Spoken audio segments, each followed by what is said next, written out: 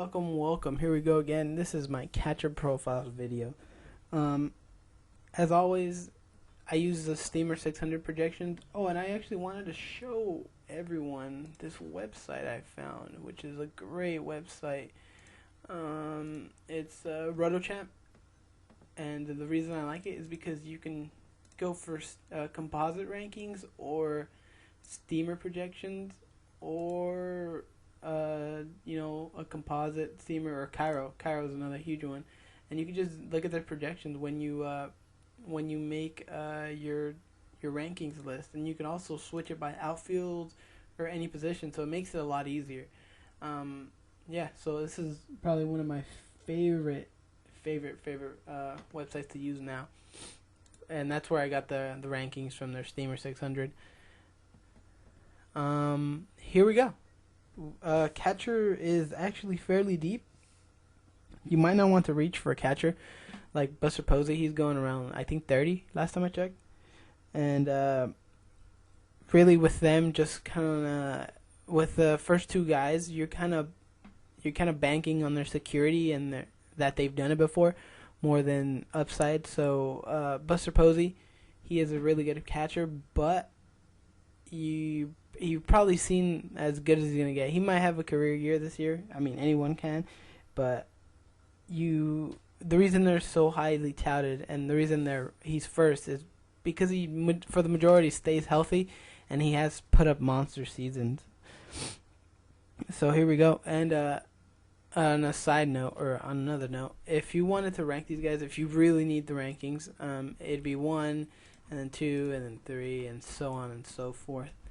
And that doesn't really have to do with so right here, Wieters would be 10, but Travis wouldn't be 11. He would be a sleeper type player.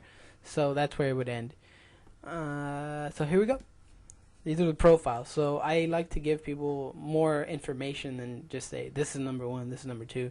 That way people can make up their own minds. So we got Buster Posey, easy, number 1 catcher.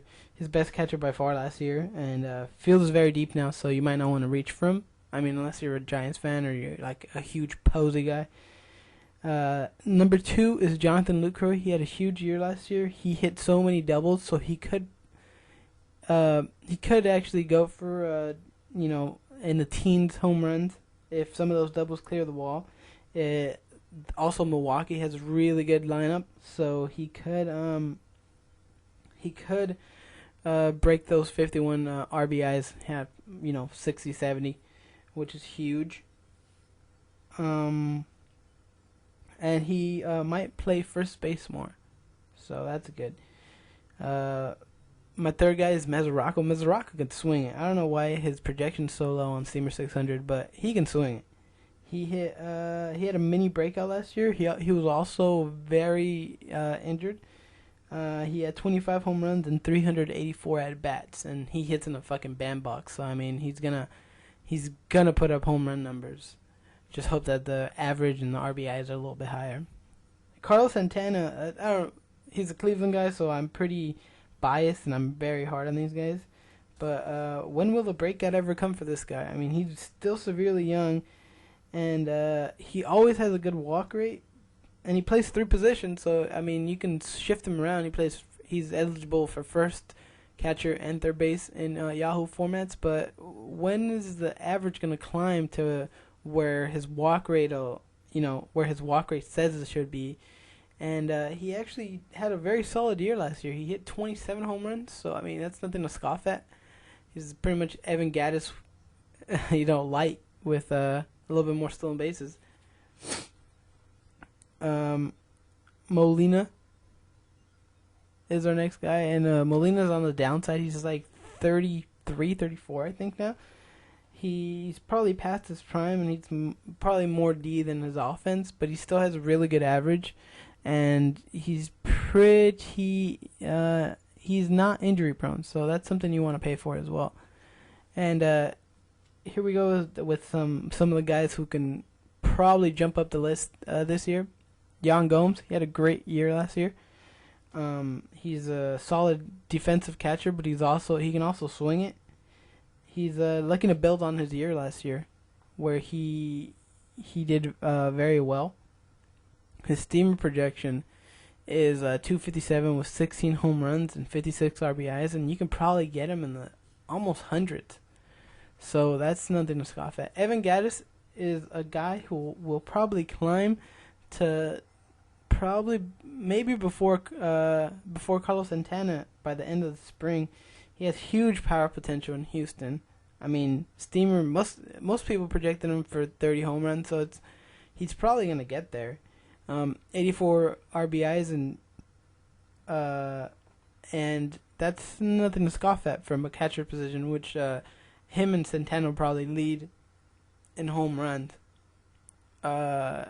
He also plays in Houston now, so that's a launching pad. His park got upgraded from Atlanta to Houston, so that's a big plus. The next guy we have is Salvador Perez, great defensive catcher. He's only 26, and he's looking to build on I wouldn't say disappointing year last year, but it wasn't what many people thought. And he's projected to hit 274 with 13 home runs and 55 RBIs. So that's a solid catcher. I mean, that's really good. The next guy is Wilson Ramos. Ramos is he's injury prone like no one else. I mean, he's in a Pone lineup. He's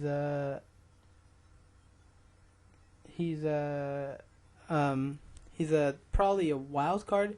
If you end up drafting him, you might want to get a backup plan like Darnold or Grandal. So you might want to draft him and then another catcher and hope one of them pans out, which isn't a very good draft strategy. Next guy is Matt Wieters. He looked like he was breaking out last year until he ended up getting Tommy John, which sucks because he was hitting 300. And he's looking to come back in a very ferocious way. Hopefully he does have his breakout, and he's in his prime, so he could break out this year as well. The last two guys are sleepers of mine. We have Travis Darnold, which was a sleeper in my list list video that I had earlier. He's projected 251 with 15 home runs, and he can swing it as well. He has power, so he can hit 15 bombs easily in New York. The next guy is Grandal. Grandal got switched from the Padres to the Dodgers, so hopefully that will get his career on track. He's a new face in Hollywood and could turn it on. So you're basically hoping that the change of scenery is what helps him out. All right, now you might have noticed that I have everything color coded. So red would be, that he's gonna negatively affect you in this category, and green is positively affect you in this category, and it's all averaged out to catchers. It's not really averaged out to the whole field. So most of the catchers are around the 50 RBI. So those are in purple. So they're pretty neutral. And the guys who are above 60 are guys who will positively affect you. And I don't think Posey's gonna get just 60 RBI. So he'd probably get more. But 60 and above is green. The home runs are the same way. So a guy with 10 home runs is probably going to negatively affect you there. And a guy with 15 plus is going to positively affect you there. So there you go. That's my color scheme. So when you make a team, you want a lot of green. And for the red, you want a couple green guys there. So if I were to draft an Evan Gattis, I know his home runs are going to be there. So I might want to draft a guy with a high average and low home runs, with a green average and a red home run total. So I'll end up making a video of how your team should mesh in that way a little later. Thanks for watching. Subscribe, and I'll be back next week with a couple more videos. I think I'll have third base, shortstop for sure next week, and maybe another helpful tips video. Thanks.